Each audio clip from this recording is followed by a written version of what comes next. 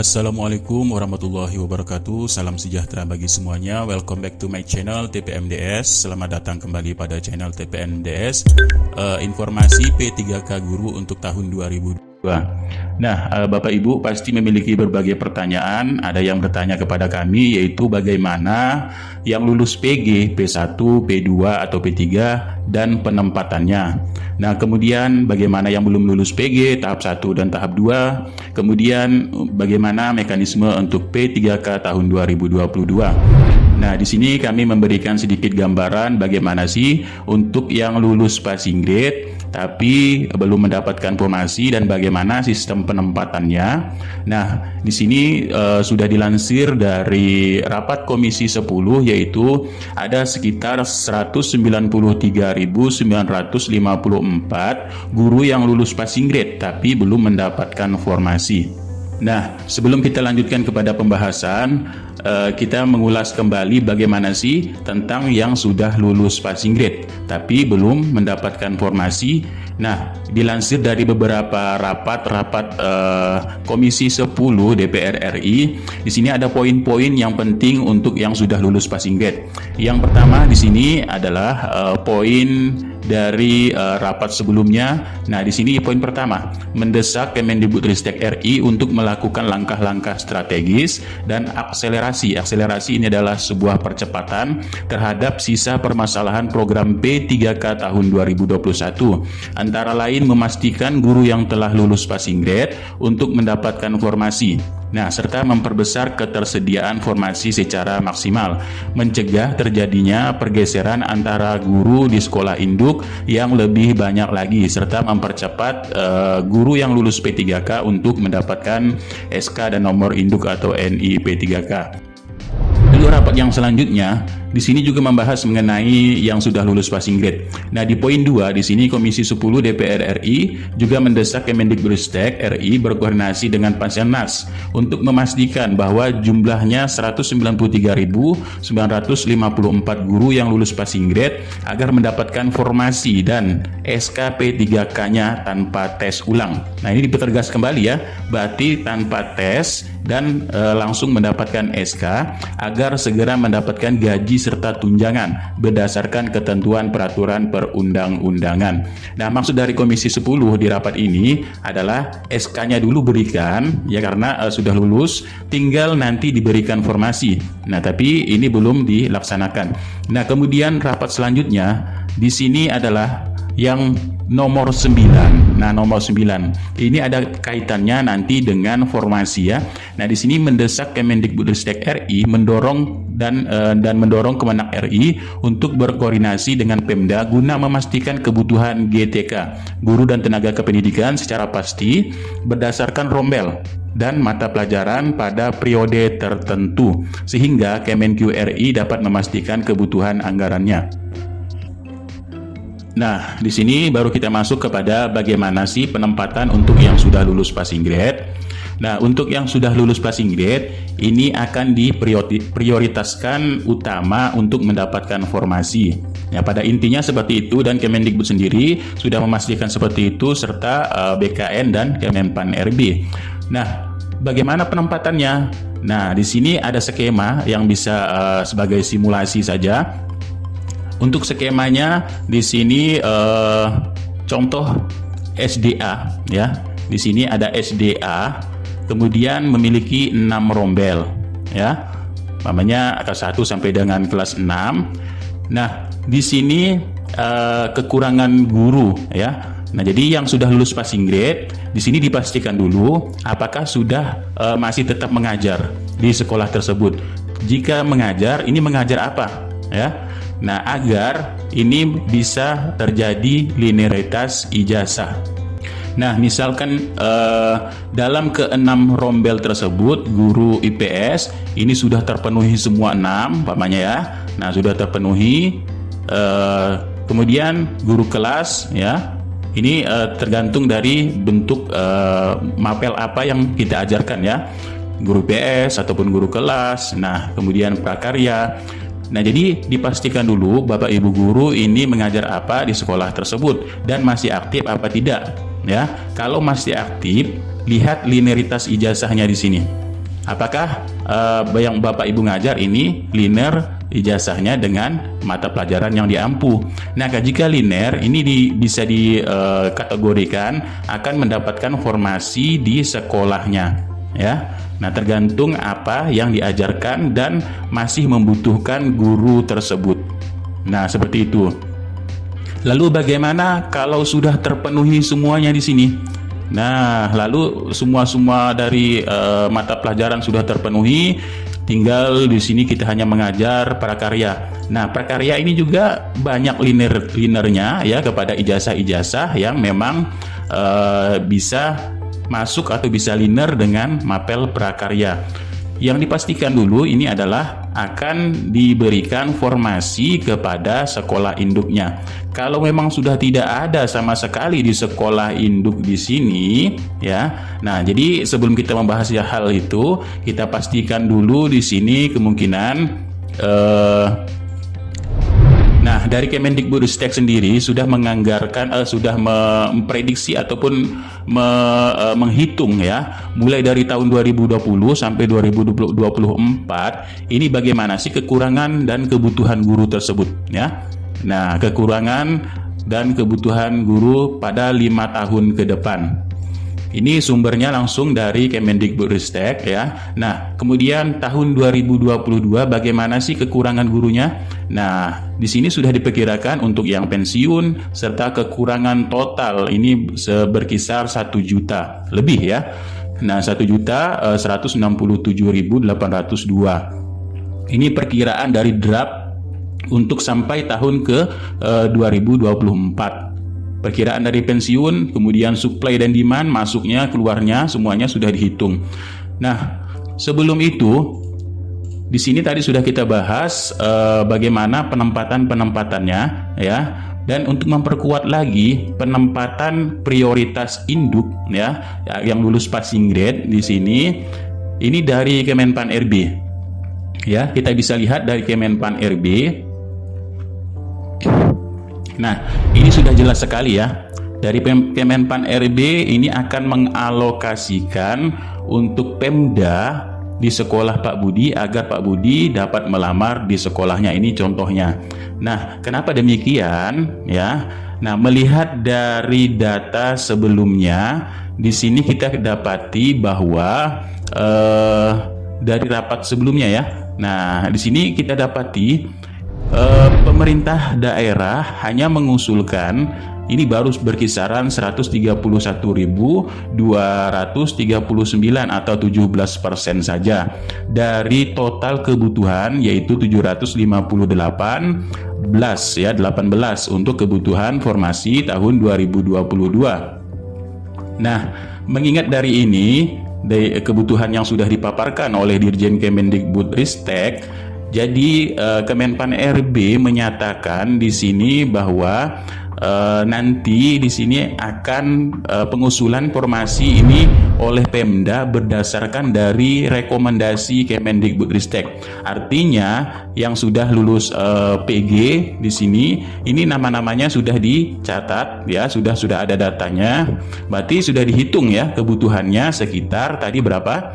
Dan sekitar di sini yaitu 193.954. Jadi artinya jika memang masih ada di sekolah induk di sini dan masih tetap mengajar, nah itulah ya yang akan diprioritaskan dan diberikan formasinya.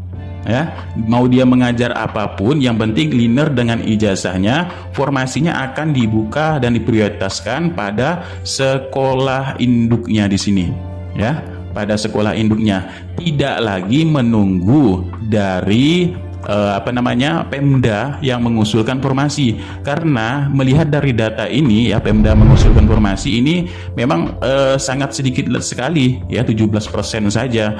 Nah, kalau sampai pembukaan nanti, kalau tidak ada perubahan di bulan Juli nanti, tidak mencukupi dari total kebutuhan tersebut, maka ya ini Kemendikbudristek sendiri yang akan menetapkan formasi dan ditetapkan oleh Kemenpan RB.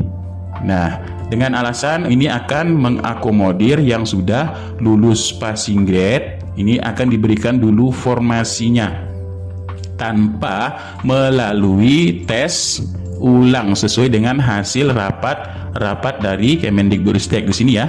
Nah, tanpa harus tes ulang lagi dan segera mendapatkan gaji serta tunjangan berdasarkan dari peraturan perundang-undangan yang berlaku. Nah, sampai di sini mungkin Bapak Ibu guru mendapatkan gambaran bagaimana sih tentang yang sudah lulus PG dan bagaimana penempatan formasinya. Lalu bagaimana jika ada kasus, yaitu di sini misalkan yang P1-nya ini ada 2, ya kan?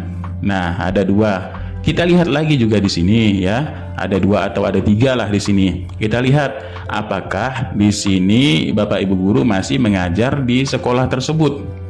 Jika tidak mengajar di sekolah tersebut lagi karena ada guru yang masuk lulus P3K tahun 2021 kemarin sudah masuk di situ, jadi kita tersingkir umpamanya ya. Nah, jadi kita tersingkir, tidak ada tempat lagi untuk di sini untuk mengajar. Karena tadi berdasarkan sesuai dengan rombel ya. Nah, di sini sesuai dengan rombongan belajarnya, sesuai dengan mata pelajarannya, para pelajarannya dalam periode tertentu ya. Lalu bagaimana dengan hal tersebut ya untuk penempatannya? Nah, kalau dilihat dari hal tersebut, kemungkinan di sini akan dialokasikan ke sekolah yang terdekat karena ini menyangkut dari supply dan demand ya. Supply dan demand harus terpenuhi, harus sesuai dari kebutuhannya di sini. Itu kemungkinan saja ya. Tapi menurut skemanya ini memprioritaskan ke dalam sekolah induk. Mau itu dia mengajar apapun, yang penting linear pada ijazahnya ya. Ini linear pada ijazahnya. Dan mana mekanisme selanjutnya yaitu pada di sini ya.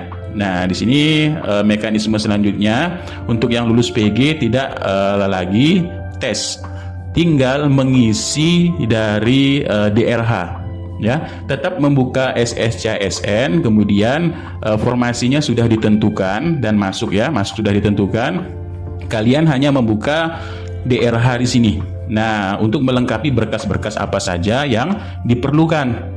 Nah, di sini berkasnya yang diunggah apa saja yang diperlukan. Kenapa ini masih menggunakan seperti ini? Ya, karena data BKN ini untuk mengeluarkan atau untuk mengajukan SK yang akan diterbitkan. Makanya mengunggah dari DRH masing-masing dari yang sudah lulus passing grade tersebut dan sudah ditempatkan formasinya masing-masing ya. Nah, ini jelas sekali kalau sudah seperti ini, maka itulah yang akan ditetapkan untuk pengisian DRH-nya yang sudah lulus passing grade dan sudah ditetapkan formasinya. Lanjut, bagaimana yang belum lulus PG tahap 1 dan tahap 2 ya. Nah, sudah dipertegas kembali. Ini sudah mungkin berulang-ulang kali disebutkan ya. Untuk tahap 3 optimalisasi dan tahap 1 tahun 2022 ini digabungkan dengan mengakomodir yang sudah lulus passing grade tanpa melalui tes kembali. Apakah akan terjadi optimalisasi? Tidak ya. Tidak terjadi optimalisasi yang sudah lulus passing grade. Kenapa tidak terjadi optimalisasi? Untuk yang bisa mengisi optimalisasi ini adalah yang mengikuti tes tahap 3 ya. Nah, sesuai dengan pertanyaan tadi, yaitu bagaimana yang belum lulus PG tahap 1 dan tahap 2, maka di sini akan ikut tahap 3. Nah, yang ikut tahap 3 di sini siapa? Yang belum lulus tahap 1 dan tahap 2. Baik itu THK 2, honorer sekolah negeri, kemudian honorer swasta, dan lulusan PPG yang belum lulus tahap 1 dan tahap 2, maka masuk ke tahap 3. Tahap 3 lah yang bisa nanti mengisi optimalisasi, karena sesuai dengan Pemenpan RB yang awal ya, optimalisasi ini hanya bisa diisi oleh yang melakukan tahap 3. Nah, sedangkan yang lulus passing grade tadi ini tidak lagi mengikuti tes, ya, tidak lagi mengikuti tes tahap 3, tapi dalam satu rangkaian di tahun 2022. Untuk yang pertanyaan kedua ini, bagaimana yang belum lulus PG tahap 1 dan tahap 2, dan bagaimana formasinya, ya. Nah, bagaimana tentang formasinya? Formasinya di sini dahulukan yang sudah lulus PG, kemudian sisa dari formasi yang lulus PG, ya. Yang lulus PG tadi formasinya ini ada 193.954 guru yang lulus passing grade, ya. Nah, jika ini sudah terpenuhi semua, ya, berarti di sini dalam perkiraan untuk tahun 2022 berarti di sini tinggal 600, ya. Nah, jadi di sini tinggal 600 jika ini ditetapkan langsung oleh oleh Kemendikbudristek. Nah, kenapa bisa ditetapkan langsung oleh Kemendikbudristek? Karena melihat data seperti ini, maka tidak mungkin, paling sedikit formasi 2022 Pemda ini mengusulkan, ya, mungkin seperti sebelumnya tidak sampai dengan target, ya. Sebelumnya kan 1 juta, sedang ini 700. Makin lebih sedikit lagi karena Pemda memang mengakui masalah dana, ya. Walaupun dana sudah ditekan berkali-kali oleh Kemendikbudristek, oleh Panselnas, ya. Di sini dananya ini sudah tersedia katanya, tapi banyak Pemda yang anggarannya ini tidak cukup, ya. Anggarannya tidak cukup melalui dana DAU karena banyak ternyata untuk P3K ini terkait tunjangan dan sebagainya ini banyak sekali perhitungannya, ya. Nah, kemudian BPJS-nya, ya, kemudian dan lain-lainnya. Ini anggarannya di sini kita bisa melihat sendiri. Nah, di sini, ya, kita bisa lihat sendiri anggarannya memang sangat banyak sekali. Nah, di sini, ya, ini informasi data kabupaten kota. Ini untuk DAU tahun 2022, ya. Wonogiri ini sudah dianggarkan, kemudian Lampung Timur ini juga sudah dianggarkan, dan gaji yang dibutuhkan dianggarkan mencapai 26 miliar. Ini 5 bulan gaji saja, ya kan? Nah, 5 bulan gaji. Udah 5 bulan gaji dan anggarannya sudah ditentukan, dan banyak sekali memang di sini, ya, sampai 26 miliar dan sebagainya sudah dianggarkan. Dananya pun katanya ini sudah ada dari Kementerian Keuangan.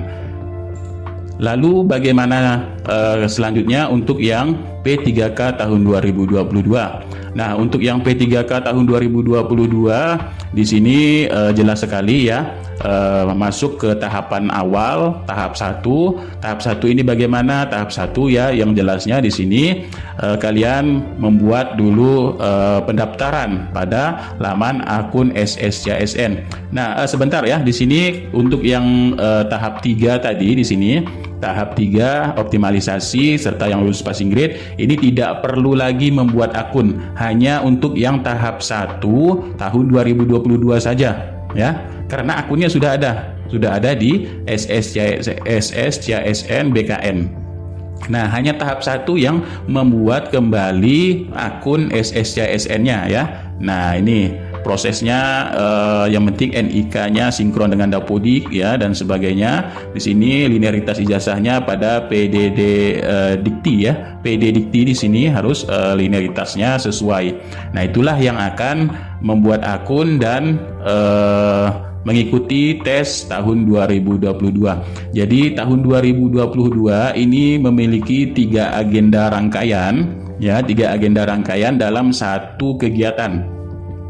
Yang pertama kegiatan tes tahap 3 dan optimalisasi. Kemudian yang kedua adalah guru honorer yang lulus passing grade. Di sini langsung pemberkasan, ya, langsung mengisi DRH, ya, untuk bisa mengeluarkan NIP karena sistem digital ini harus dari sistem awalnya, ya. Kalau tidak mengisi DRH berarti datanya tidak akan masuk kepada BKN, ya.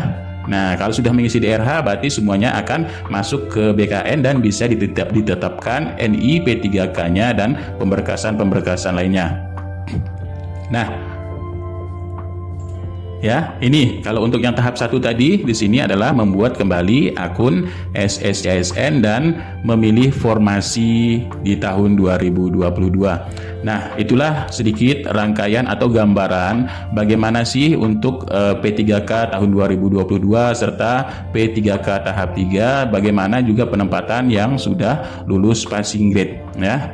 Nah, sudah lulus passing grade, ini kembali kami tekankan bahwa dari paparan BKN tadi di sini paparan dari Menpan RB bahwa akan dialokasikan formasi untuk Pemda ke sekolah Pak Budi melalui pengusulan formasinya dari Kemendikbudristek ke Pemda, karena memang tidak bisa dihapus ya, tidak bisa alurnya memang seperti ini, tapi Kemendikbudristek menetapkan saja yang menetapkan Pemda ini hanya mengusulkan saja ke Kemenpan RB agar terakomodirlah yang sudah lulus NAB tersebut ya. Nah, untuk ditetapkan pada sekolahnya yang sesuai dengan linearitas ijazahnya. Nah, kalau tidak ada ya, kalau tidak ada semua dari sini dan sudah keluar dari sekolahnya tapi masih memiliki data lulus passing grade ya.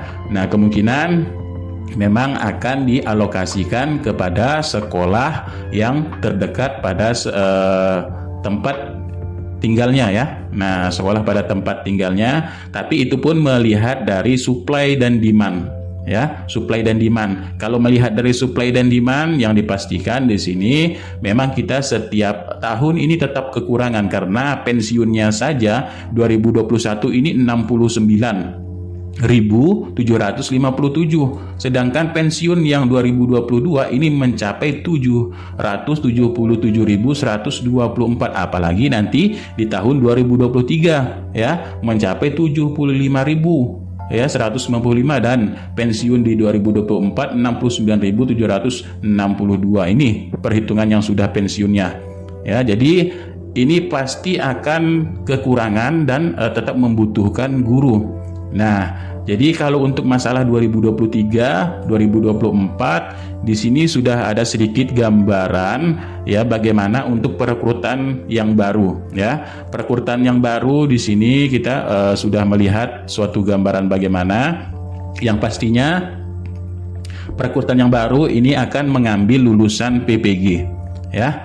Nah, lulusan PPG. Jadi di sini perencanaan gurunya sudah harus dimatangkan ya. Lulusan dari perguruan tinggi ini sudah PPG ya. Nah, langsung PPG, seleksi guru SN langsung di PPG kan, pemerintah daerah ya, langsung pada profesi gurunya ya dan sebagainya. Di sini ini untuk perekrutan yang baru maka akan sudah ditargetkan bagi mahasiswa-mahasiswa untuk lulusan guru ya. Nah, lulusan guru. Nah, okelah, sekian terima kasih dari informasi ini. Mudah-mudahan mendapatkan sedikit gambaran. Kita tunggu saja untuk Permenpan RB yang baru untuk bagaimana mekanismenya. Tapi ini sudah sedikit ada gambaran ya. Dan untuk tahun 2022 memang di sini memberikan kategori-kategori bagaimana untuk seleksi yang diprioritaskan.